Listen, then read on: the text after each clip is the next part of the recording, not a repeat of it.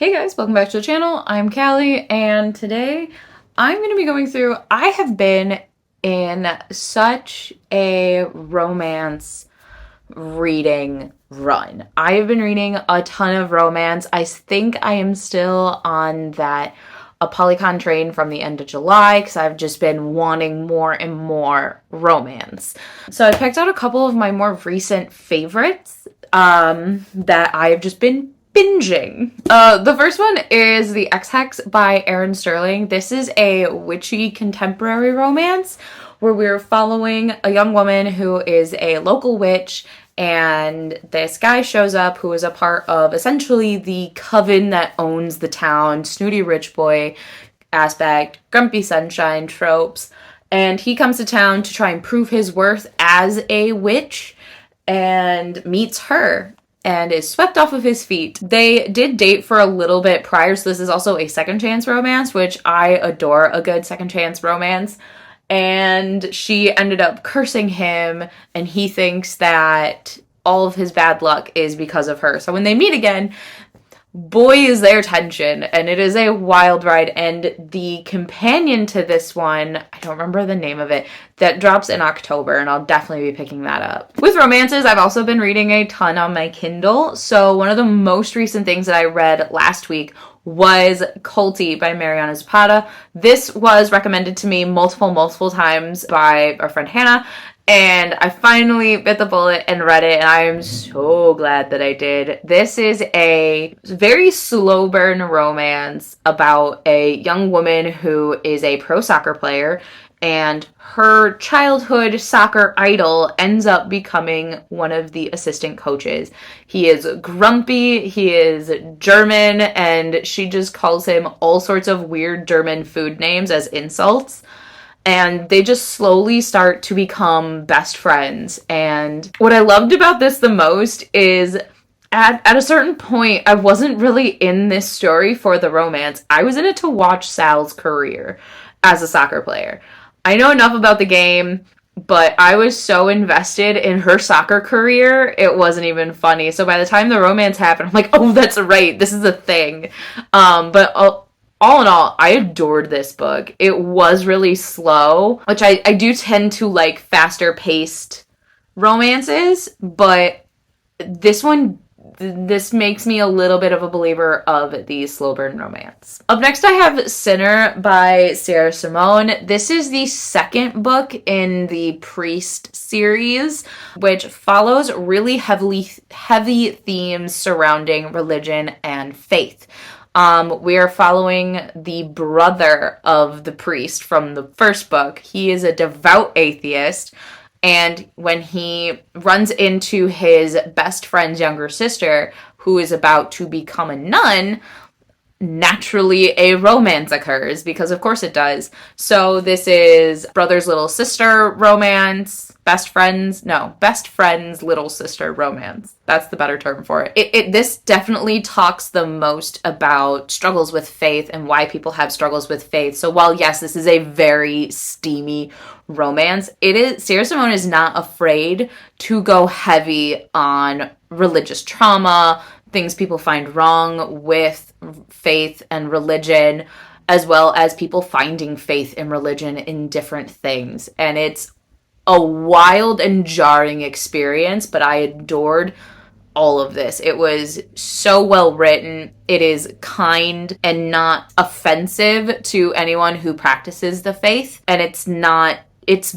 such a fascinating take, especially from a darker romance perspective. Next is another one that I found on Kindle, and that is Praise by Sara. Cate is a weird one only because it's very similar to Katie Roberts' Wicked Villain series, where there's this underground hookup club. This one it follows a club, it follows one of the owners and a young woman, and the relationship is she just dumped the owner's son and then starts falling for the owner. So age gap, and ex-boyfriend's dad, I guess, is technically the trope. It does deal with the BDSM community in a healthier manner, But it was a really fun story. I couldn't put it down. I read this entire book in the airport. It was just so intoxicating. I loved the writing. I loved the story. It was a very well written book. I've actually already read the sequel, which is Eyes on Me, which that was another wild ride. This author really likes to take taboo romances and make you fall in love with them. So that's always a fun time. A little more lighthearted is the Off-Campus series by Elle Kennedy, the first one being The Deal. I just finished this entire series. I'm actually moving on to The Briar U, which is a spin-off series of this series. But in this, we are following a hockey team at a college and each one of their romances. So starting with The Deal, we have Garrett and Hannah. We have Logan and Gracie in the Mistake. And then Dean and Allie in The Score. And Sabrina and Tuck in The Goal. I adored each one of these books. It was very nostalgic to my college experience. There wasn't a hockey team, but it was very reminiscent of finding a college, finding the love of your life in college, and dealing with a lot of things at a younger age when it comes to falling in love at that young age and realizing that the person that you want to spend the rest of your life with, but you're also 21 years old. So it was very reminiscent, and I adored every single one of these books. I just finished the Legacy, which is following all 4 couples 4 years after the events of the last book. Every romance author needs to do this because that was so much fun to just go back to these characters, watch them actually be adults and be in the real world, deal with real relationship problems as you do grow up after you leave college, because college is this whole little bubble, and when you leave college, things change. So I really liked that author wasn't afraid to push these couples to their boundaries and make them have hard conversations and make tough decisions. But overall, I really like this series. I'm super excited to get into the Briar U ones as well. I'm hoping we'll get a little bit of cameos from these characters as well. Next, I have Wicked Beauty by Katie Robert. I couldn't make this list without including at least one Katie Robert book. I've been adoring these, and Wicked Beauty was so much fun. Wicked Beauty is a retelling of Achilles and Patroclus, but instead of it being just those two, we also throw Helen into the mix. This is a polyamorous romance story, and based off of the way that this world works, you vie for a title of a god. So all 3 of them are vying for the new title of Ares, which deals with these very violent games, and they're war games because Ares. And they all slowly start to fall in love with each other. What's really cool about this is Achilles and Patroclus were already a couple at the beginning of this story. And Helen kind of comes in and throws everybody off balance, mainly because she's Helen, so she's already has this prestige of being just a beauty, being, not very smart, and have all those aspects attributed to her. But her wanting to be Ares is just wild to everyone involved. I really liked this. I don't think this is my favorite of the entire Electric Idol, which is Psyches and Eros, is probably my favorite just because Psyches is such a badass in that one. But this one's still really, really good, and I've loved all of these books so far. Next, I have The Bride Test by Helen Hoang. This is the second book in her companion romance series, and I've been really enjoying these because they don't follow typical cookie cutter type characters. Helen Hoang is really good at writing autistic awareness and autistic characters in romances, and I adore that. So we have our main character Kai, who is autistic and thinks that he is incapable of love, so he's never pursued a relationship, and his mom, being a mom, steps in and pushes him by getting him a bride from their home country of Vietnam, which is where Esme comes into play. Esme is from Vietnam and is looking for a second chance for her and her daughter. So she takes this opportunity to potentially become a wife, and along the way kind of figures out herself as an independent woman, and she starts to fall for Kai, and she and Kai have to have all these conversations that are uncomfortable for everyone involved, but are needed conversations, and it's done really, really well. And of the two thus far that I've read, I do have The Heart Principle, which is the third one. I have that one lined up for the end of this month that I want to read, but so far The Bride Test has been my favorite just because I love Esme's growth in this. Her growth as a person is phenomenal to witness within this story. Next, I have Love on the Brain by Elle Hazelwood. I pre-ordered this book and read it the second it showed up at my house. This is Elle Hazelwood's second book in her Feminists in STEM. It's not really a series. The characters aren't necessarily connected like most series and romances, but we are following, she is a neuroengineer and he is an engineer in NASA. I don't remember his actual title because they're annoyingly smart, but she has to work with Levi on this project for NASA, which is her dream job.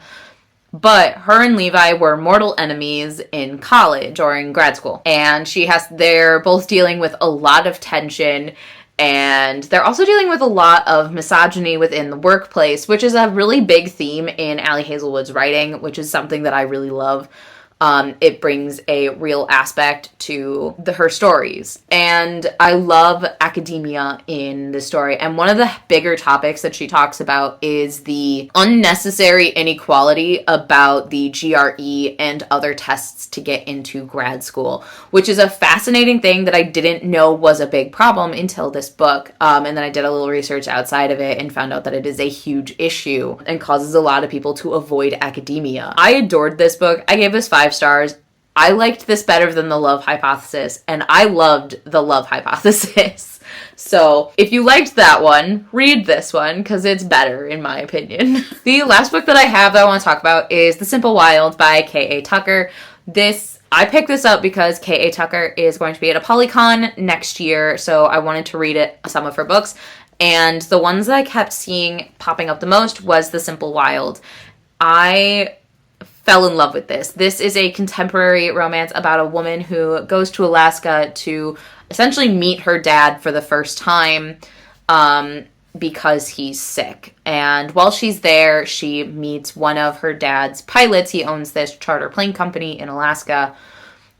She meets Jonah, who Jonah treats her dad like his dad, and she has all of this anger and animosity towards her father because he was never there when she was growing up. She felt abandoned by him, a lot of issues.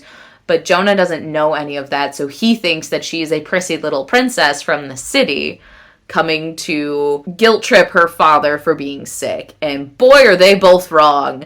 This book was a lot heavier than I anticipated being, but it was so good and so atmospheric. This takes place in a very small town in Alaska. I believe it's supposed to be like an hour and a half outside of Anchorage, Alaska. It has to do with a very dangerous profession of being a charter pilot, getting different equipment to people in need and flying these smaller planes in awful weather because Alaska doesn't have great weather. So it's a fascinating story, and I sobbed throughout most of the end of this book. I'm actually reading the sequel, and one of the things about this book is the sequel is still following the same couple, but it follows the progression of their relationship.